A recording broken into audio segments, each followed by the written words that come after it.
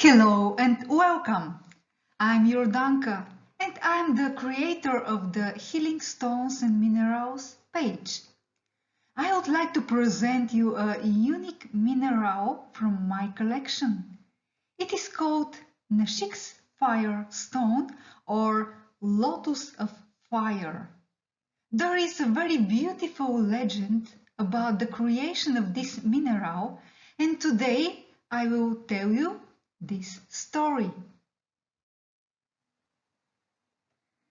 The Nashik's Fire Stone, also known as the Nashik's Fire Lotus, is the first mineral described in Ayurveda. Knowledge of this stone existed even before the creation of writing, 12,000 years ago. It is the mineral that emits the purest prana on the planet. On the photo, you see a mineral from my personal collection. Nashik is a sacred city for Indians in western India with a population of 1,152,000 people. Together with the cities of Mumbai and Pune, it forms the so-called Golden Triangle or Kingdom of Precious Stones in the Indian state of Maharashtra. Indian bank notes are printed in Nashik. There, people weave some of the most beautiful carpets in Asia and grow the sweetest grapes on earth. Thousands and thousands of wineries operate in the city and its environs, whose harvest is preferred by the most exquisite connoisseurs of these products in almost every continent. But not only these attract people from all over the world. Nashik, along with Allahabad, Haridwar and Ujjain, is one of the four holy cities where the ancient custom of Kumbh Mela is held. It is a worship of the Indians in those places which, according to the most ancient traditions, were sprinkled with a divine elixir or amrit. It ends with washing in the waters of nearby rivers to purify the mind and the body. More than 70 million people have participated in it in recent years. Pilgrims coming to Nashik from all over the country are immersed in the Godavari River, whose spring is less than 30 kilometers from the city center. Only near Nashik you can find the fire stone sought after for thousands of years by kings, emperors, sultans, physicians and ordinary people, and its impact is described in the earliest Ayurvedic texts. Near Nashik, high in the Trirashmi mountains, is one of the most famous Buddhist complexes, not only in India. It is Pandavleni, dating back 2,200 years ago. These are 24 caves with well-functioning water pipelines in them, and there are stone sinks for washing. There are preserved stone, columns, statues, inscriptions and drawing on the walls on that time, and a stupa in honor of the Buddha was built in the central cave. Temples have been continuously visited by pilgrims from its inception to the present. The sacred Saptashringi mountain rises near Nashik. The Sanskrit name means 7 peaks. This is not related to the number of peaks. The name comes from the fact that the mountain contains a special energy that affects all 7 chakras. In this mountain there is also a Svayambha, a non-man-made image of the goddess Durga. Durga is one of the most revered goddesses in Hinduism. She is the embodiment in the creative energy existing in the cosmos, Shakti, one of the main manifestations of universal harmony. She is usually portrayed as a beautiful 10-handed woman riding a tiger or lion. In each of her hands she holds a symbol, the trident of Shiva, the disc of Vishnu, the bow and arrows of the god of wind, Vayu, and so on. She is always dressed in red, which is a symbol of the forces victorious in the fight against evil and a symbol of achieving the best fate. Durga is also the embodiment of motherhood, beauty, and fertility. In ancient times, Durga fought the demon of evil, Mahishasur, and defeated him at this very place.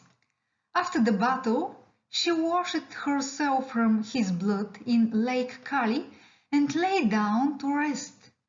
During this time, the young man Markandeya came to meditate in this area.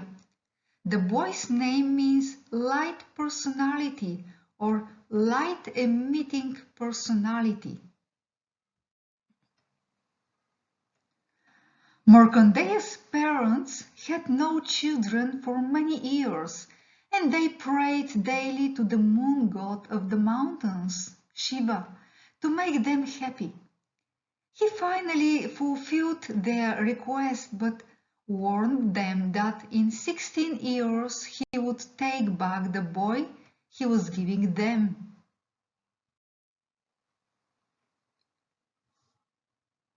Markandeya grew in a contemplation, absorbing all the wisdom around him. He once asked his father why he was always sad. The father's eyes filled with tears, and he told his son about Shiva's promise. No one can in any way confront the greatest of the gods, the father concluded. In any situation we can find a solution, Markandeya told his father, and he asked him to let him go to Saptashringi mountain. He came to the place where Durga was resting and began to meditate without suggesting that she was nearby. He silently prayed to Shakti, the cosmic energy, the great mother, the creator. Durga awoke from her short sleep, felt the light in the boy's soul, and illuminated the space around him with a maternal energy that no one could overcome. Shiva felt the power of maternal love and protection and gave up his intention. And Shakti, the universal harmony, sealed the image of the goddess Durga on a nearby rock.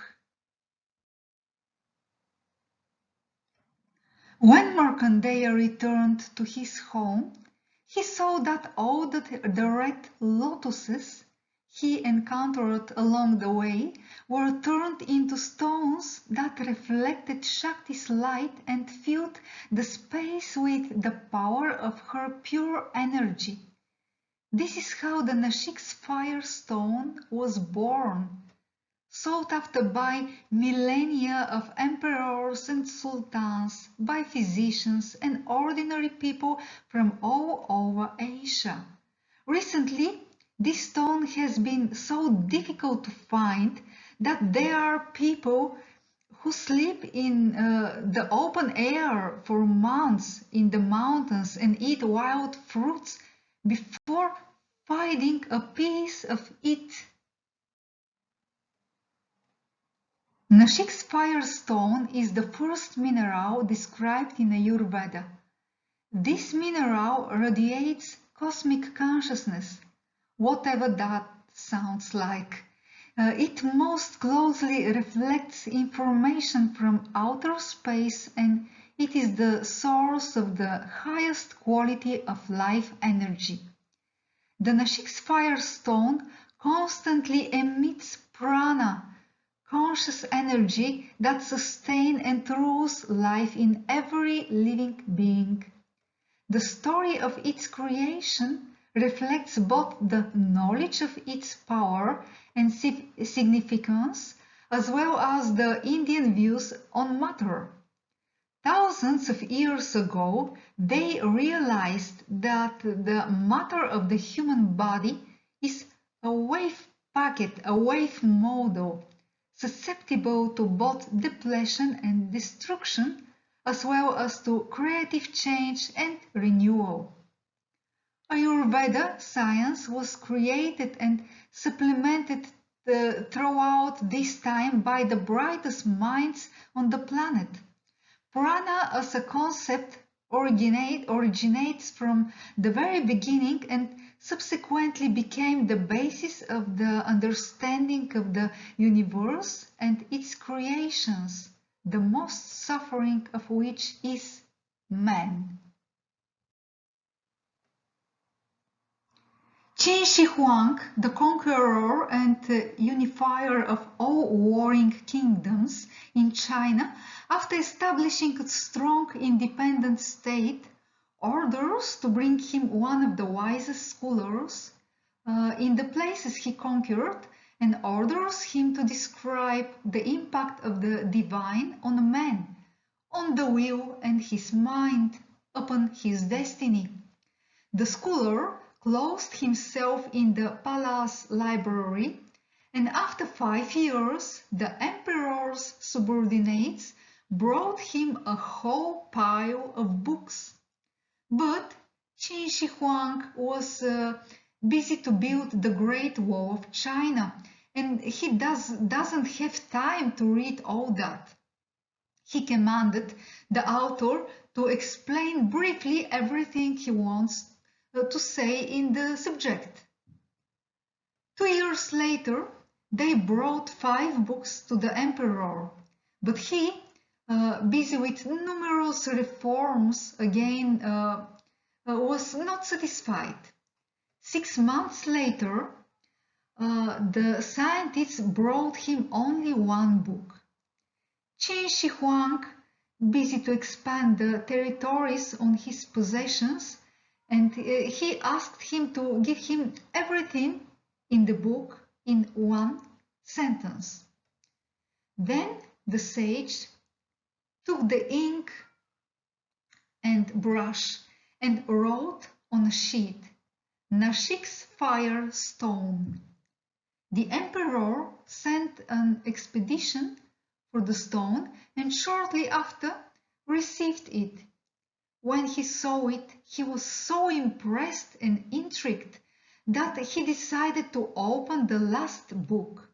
There, among other things, he read, "The divine essence is manifested most strongly and fully through minerals.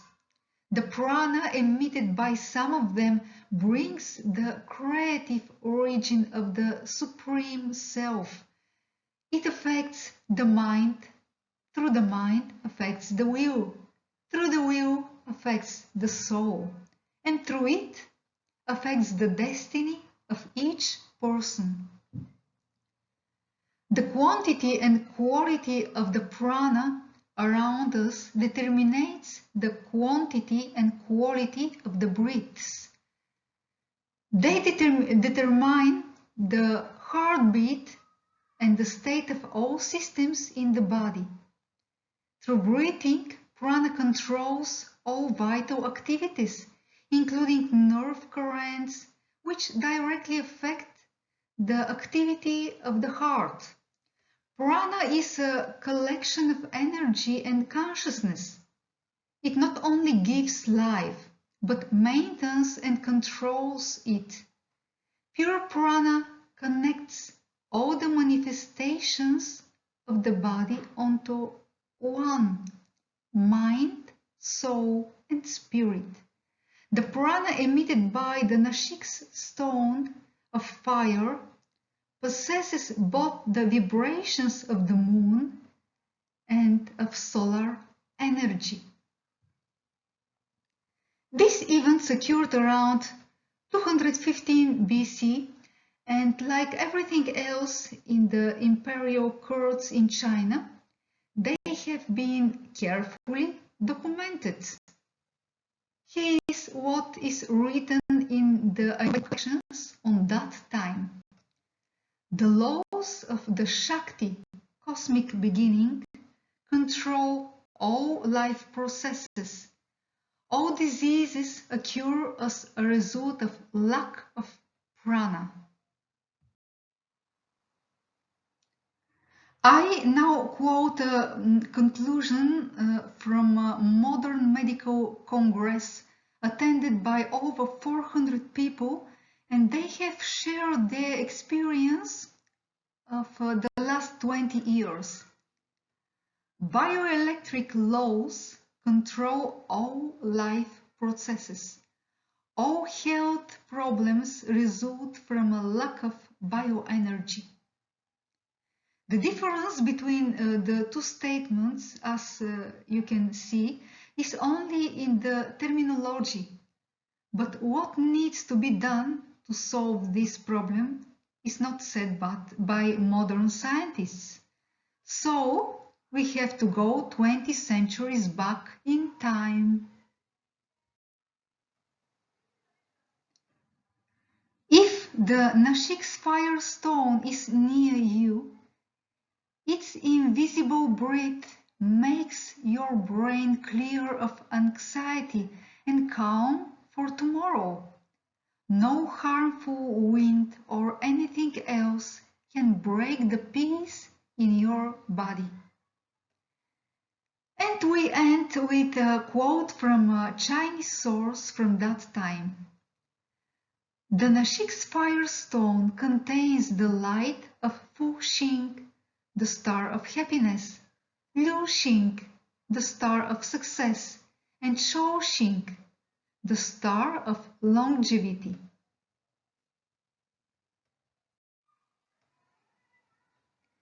I'm Yordanka. Thank you for being together.